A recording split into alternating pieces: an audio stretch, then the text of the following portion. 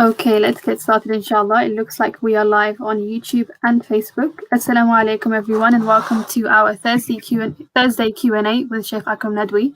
This Q&A is every Thursday again at 6 p.m. BST for half an hour inshallah. I think we'll just start with a question left over from last week inshallah, and then we'll start taking questions from the comments, which I can see we already have a few. This first question, if I just put it on the screen now.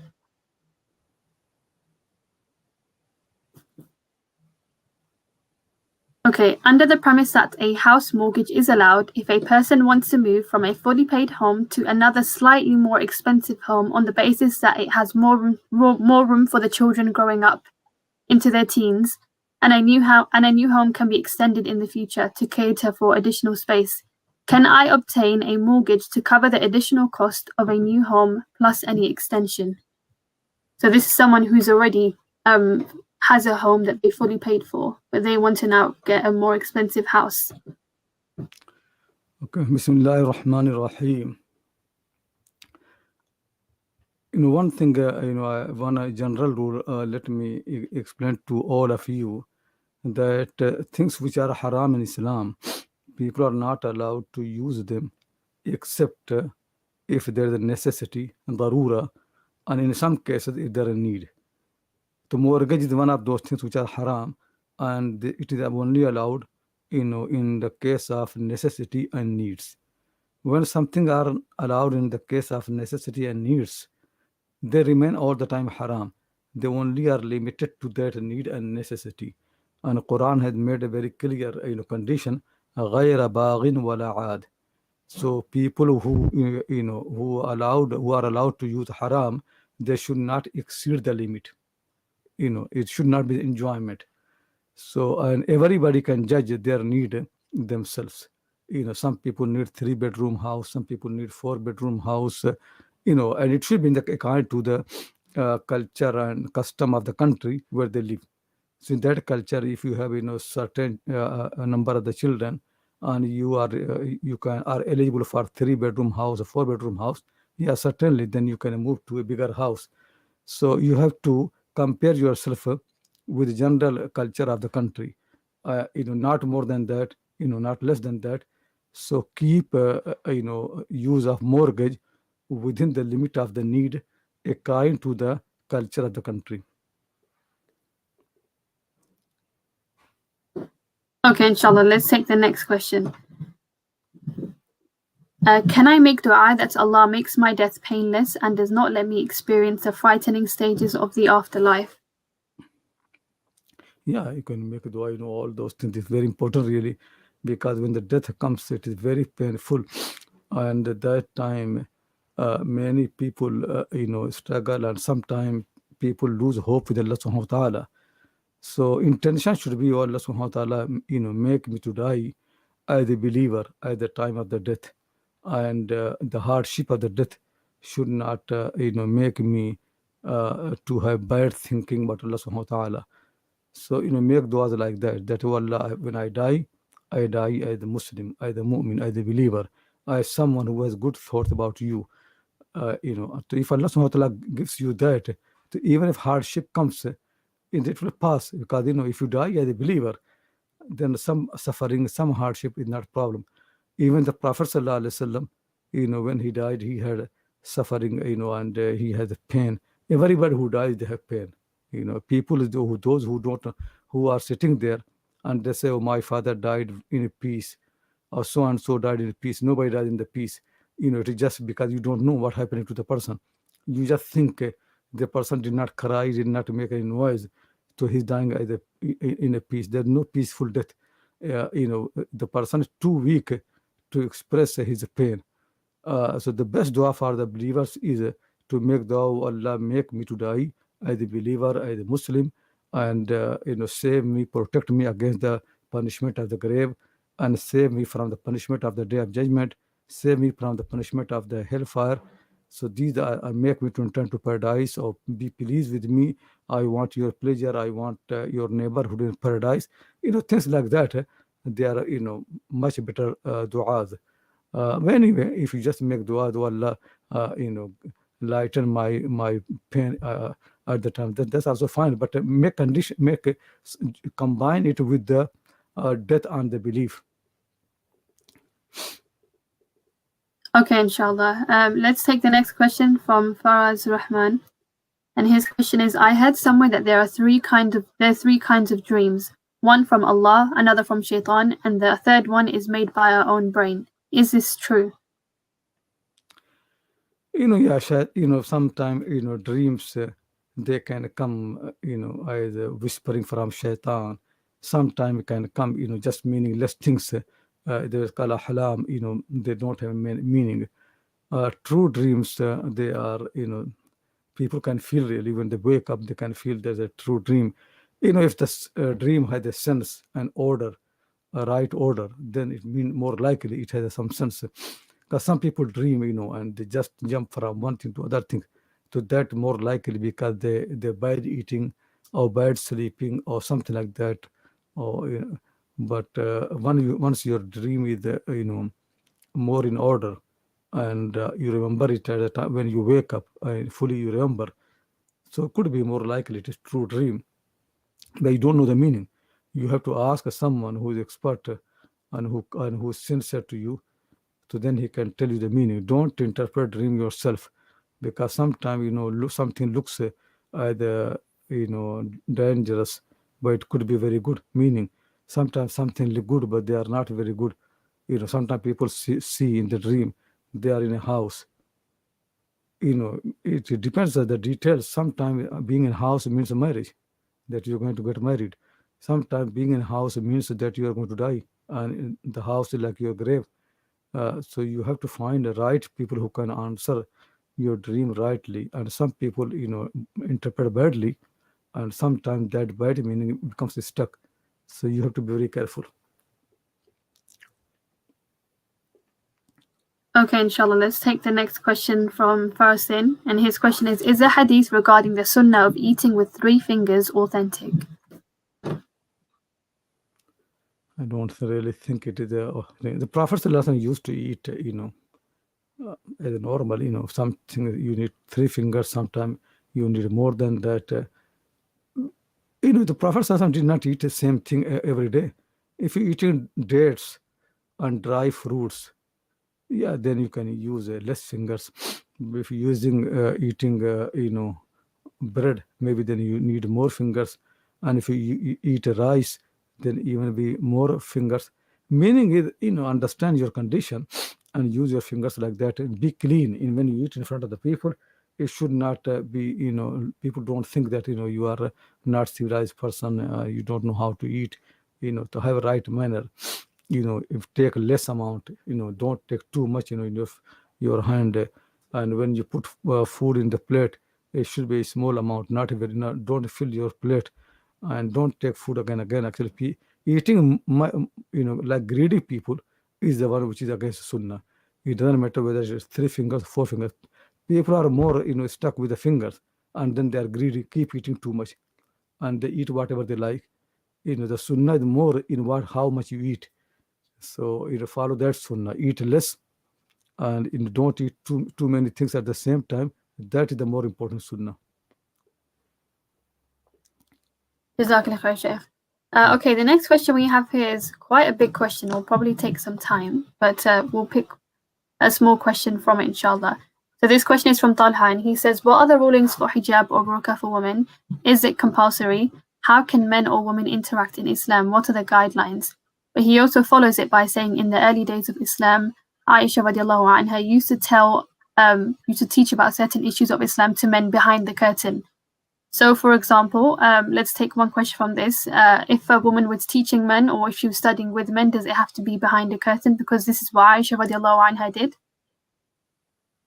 The thing is that this thing I have written so much details. You can read my articles.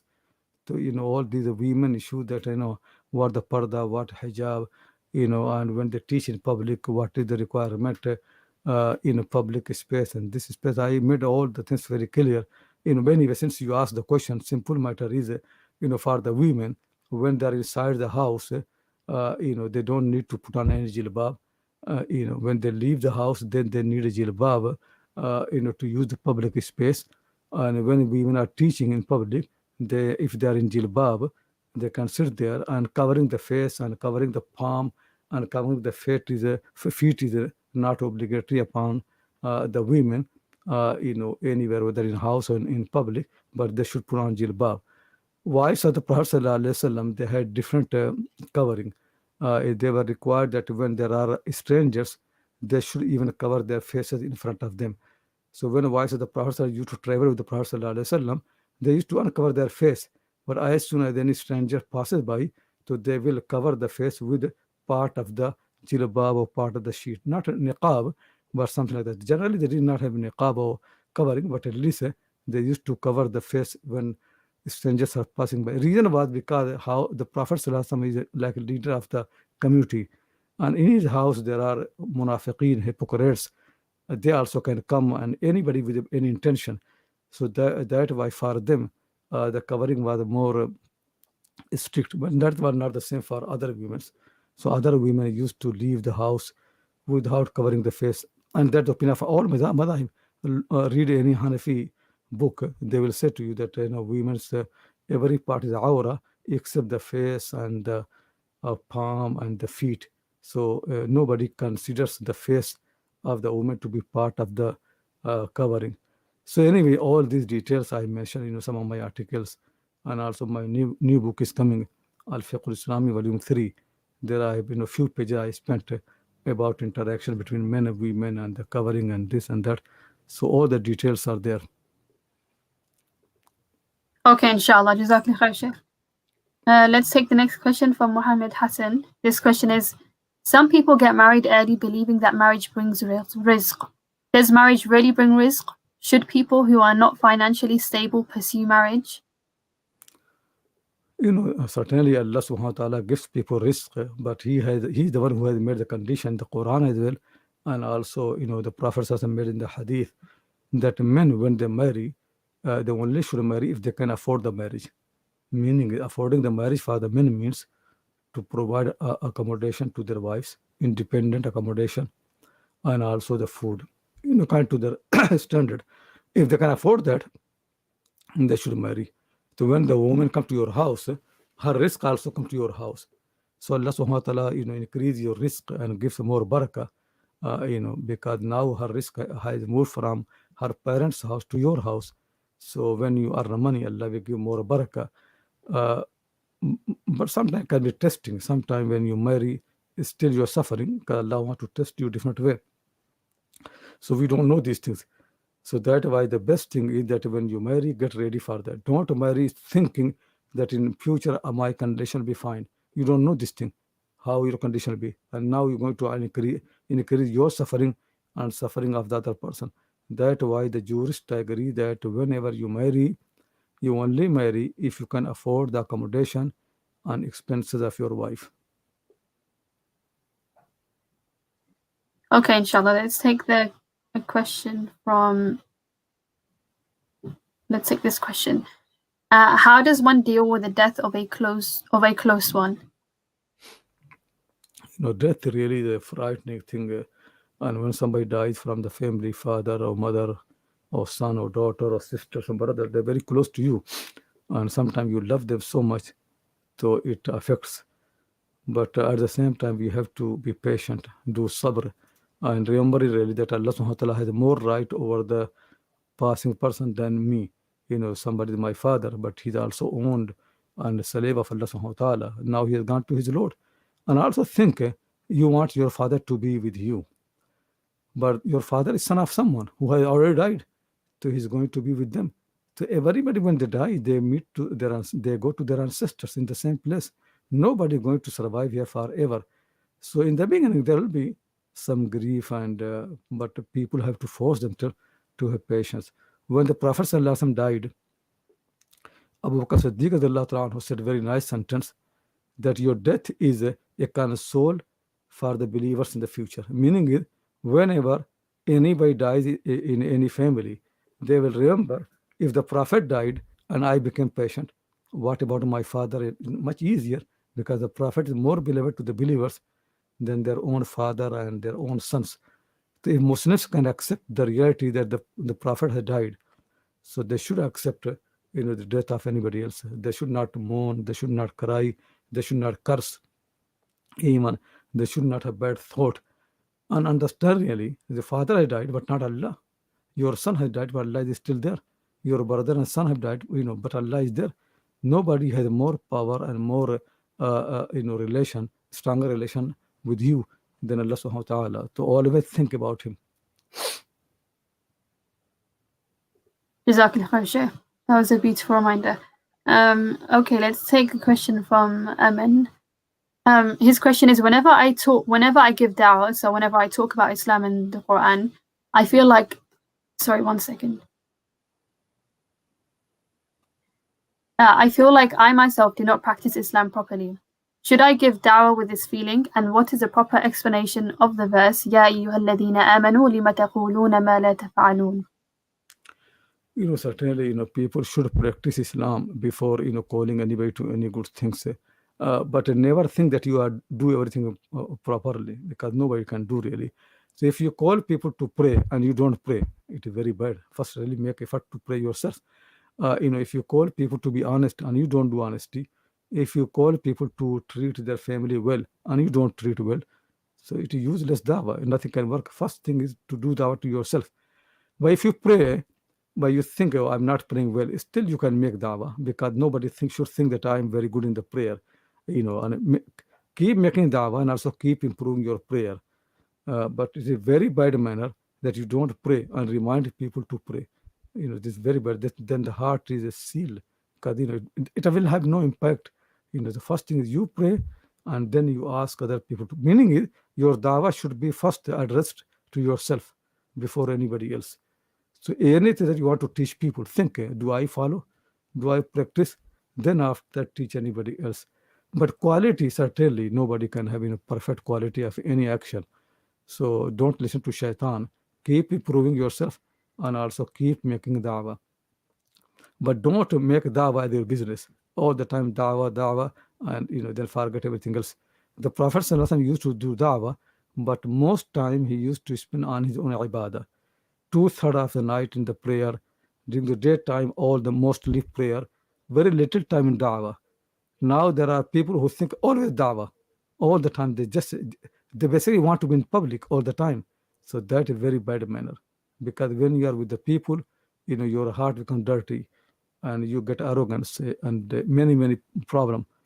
So if you spend 1 hour in da'wah, then you spend 6-7 hours in the prayer, in the ibadah, in your own improvement. Then your da'wah will be more effective, inshallah. Okay, inshallah. Let's take this next question, which is quite interesting. Why were there no riots in the parliament of the Pharaoh when Musa alayhi salam went to him for dawah? So why there should be riots? If Pharaoh wants to listen to him, so who's going to make a riot? The Musa has come, and teaching him and preaching him, because Pharaoh wants to pretend that he's in control of everything. He can enjoy discussing with him, and he's not scared of him, he's not afraid of him, and he wants to give impression to his own people that, I can answer the question, I can be in debate, I can discuss with the people, I'm not scared with anybody else. And certainly Allah subhanahu wa ta'ala has promised Musa, he'll protect him. So he made the mind of Pharaoh like that, so he cannot harm him. So he always just want to defeat Musa in the discussion and argument. He does not want to kill him. Allah subhanahu wa ta'ala has turned away his mind from killing, but rather he enjoys to fight him, in the argument, in discussion. If Pharaoh is happy with him, how there can be writing? Everybody enjoys, it was, you can see all the discussion went very nicely, and Pharaoh, enjoys discussing and keeps challenging Musa alayhi salam. Okay, inshallah, let's take the next question. This question is, can you explain that if a woman wants to walk out of the marriage, does she have to give whatever the man asks for? Some scholars say that you have to buy your freedom from a man. I don't think the rest of the question is there, but inshallah, we can keep it at that. Yeah, the thing is, the men have a right of divorce. So if the woman does not want to stay with the man, then actually the man should divorce. There's no point to keep your somebody with you if they are not happy to be with you. This is very bad manner, very very bad manner. Somebody asked the Prophet ﷺ to leave her, and the Prophet did the same thing. Abdurrahman Auf is one of the Asha Mubashara, 10 people who have got good tidings of the paradise. His wife asked him to divorce him. He divorced him. If the people ask for divorce, there's no point to keep. Anyway, some people are greedy, and some people think if I divorce my wife, then I have to marry someone else and to spend money, on her dowry and all these expenses where I get the money. So people like that, they are allowed to take from the wife the money which they gave her, meaning in the mahar or something like that, so they can spend that, on the new marriage. So that allowed, but Quran still said don't do this. It is very mean for the men to do something like that. But to be greedy, to ask more than that, this is not right. The Quran said that you forgive, you be more generous. Men, Quran and the men, that is much much better. So men should be more generous, not just think really to take money to divorce. This is how mean the person is. It's very mean character to ask a woman money to divorce her. Do you need money of other people? Why can't you earn your own money? Why you need other people's money? So I think the best thing is when somebody asks a divorce, make effort to explain everything and compromise. If it doesn't work, then instead of taking any money, just a divorce. But the khola means when the settlement is with the money, it is in this country it's so difficult because many men don't agree. The greed. Then you go to Sharia court and this court and that court. It all the problem really. To me, the best thing is if the husbands don't uh, give the divorce, then the women should go to the civil court, the court of the country. If the country court cancels the marriage, and then the marriage is finished, and then the woman after Idda, she can marry whoever she wants. That is best thing because Sharia court have no power to enforce its decisions. So there's no court. Court cannot work without power to enforce. So the best thing is they should go to the civil court. Like any dispute, when two Muslims fight, they go to the court. In India, all the ulama, when they fight in the madrasa, everywhere, they go to Indian court. They don't go to Sharia court. They have made Sharia court only for women. So when women have problem, they force them to go to the Sharia court. That I don't understand really. Why women have to go to Sharia court and men can go to any court. So my advice will be to any woman, go to the court of the country properly. And just for anyone that is interested in, Shaykh Akram did hold a short course on the woman's status in marriage a few months ago. Just recently, this course was uploaded to our on-demand platform. If anyone is interested in enrolling in this course, inshallah, just head to al-salam.ac.uk and go on our on-demand platform. And just one more thing, inshallah. I know we receive a lot of questions every week, and sometimes we receive the same kind of questions. Sometimes Sheikh Akram has actually answered the same question various times, sometimes in quite a lot of detail. Inshallah, Sheikh did answer a question a few weeks ago in detail about jinn possession, whether jinns can only whisper or whether they can possess people. And just to avoid Sheikh answering the question again and again, we will refrain from asking this question, but inshallah, hopefully we can release a recording in the next week, inshallah. Okay, let's take a new question, inshallah. 1 second. Okay, let's take this question. I've heard from some scholars explaining the wisdom behind the Sharia by saying the Sharia was made for man, not man for the Sharia. Is this true? First thing I have to understand what means Sharia was made for the man, not meant for the Sharia. But the Sharia is made, laws are made for the people to follow. So why people will be made for the law? I don't. Allah has created the human being to worship Him, but then after that, when the people live in the society, they need a law and order, and that law and order is to organize the society, to organize the people, justice and fair and all those things. So Sharia means detailed commands of Allah subhanahu wa ta'ala, which is coming from the Quran and Sunnah, those details. Those details have come for the human being, for the individuals and for the society, to keep them in the order, and and implement justice and fairness in the society. So how can men will for the Sharia? So maybe the person did not explain the question properly. So I don't know really what is the meaning of the question. No worries, inshallah. We will take the next question.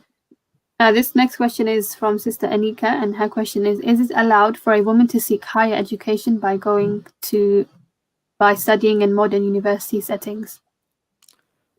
Thing is it allow for the men to go to higher education, to the university? Nobody asked this question about the men. I don't understand where people get the idea that in Islam there is some difference between men and women in the education. The same men and women both have the same mind, same brain, same requirements, same needs. We need women doctors, we need men doctors, we need women engineers, we need men. There's nothing really to stop the women from any kind of learning or studying. This question really comes. It means that in the society there is so much misunderstanding that people, when the people are obliged to ask a question like that, it is not a natural question, it is not rational. It really does not make any sense when you send your son to the university and your daughter of the same age, she's ambitious, you stop at home because she's a woman. It doesn't make any sense in Islam, because they both have same requirements, same needs. If a woman wants to do well, she wants to serve the society and the religion, why should we stop? And sometimes women can be more beneficial than the men. We don't know these things. So there's no two different laws in Islam, for the men and women. It is same thing for men, same thing for women. Okay, let's take one more question, inshallah. And this question is, how do I purify my nafs and my heart? If people obey Allah subhanahu wa ta'ala, his laws are, his commands are all to help you to purify yourself and to make you, nearer to him. Just follow his commands. Whenever, every time, see what his command is. When his command is to marry, get married. When his command is to pray, then pray. When his command is to fast, fast. When his command is no, don't backbite, don't hurt anybody, don't harm anybody. Whatever his command is, just follow the command. You'll be pure and clean. That was command. All the commands are, he said, I gave the command to clean you, to purify you. So Allah knows our needs. He knows our nafs. He knows our heart. He knows everything. So every command that He has given us to benefit us, to make us clean and pure, so when we die, we are qualified to be in the neighborhood of Allah subhanahu wa ta'ala. So don't listen to the people who think there are certain alien or unusual practices. If you do them, you become clean. Don't listen to these people. They don't know how what cleaning means. They themselves are dirty people. Nobody can be more clean than the prophets and messengers. Nobody in the whole universe. There's nobody more clean than any prophet or messenger. What can clean a prophet or messenger? Same thing can clean you. So there's no other path for cleaning. All these practices that people have invented, they make you more dirty. You make you slave of human being. So very bad manner, really, very, very bad manner. We are here to be slaves of Allah. If you are slave of Allah, you are free. You are more clean, more pure. So do your prayers, do fasting, obey Allah subhanahu wa ta'ala, don't hurt anybody, don't backbite, do honesty, earn halal money and spend in halal way. You'll be pure and clean, inshallah. Okay, Jazakallah khair, Shaykh, for your time. I think that's it for the questions for today, inshallah. Sincere apologies to anyone whose question has not been answered. And just to reiterate, as I mentioned before, Shaykh Akram we've held many Q&As in the past few months. If anyone is interested or there's something that hasn't been answered, please do head to our YouTube channel. And most likely than not, we will have a video on a question that you have, inshallah. And just one last announcement, we've just launched a new course with Shaykh Akram Nadwi. This course is on Kitab al-Tamyiz by Imam Muslim. This is a one-day course, inshallah, and it will be held on the 4th of July, 2021. And this course is, at the moment, only £25. Please do head on to the URL on the screen, inshallah, for more information, or head on to our Facebook page or our Instagram page, and additionally our Twitter as well, inshallah. Jazakumullah khairan everyone for joining us, and please do join us again next week, Thursday, 6 p.m. BST, inshallah. Assalamu alaikum.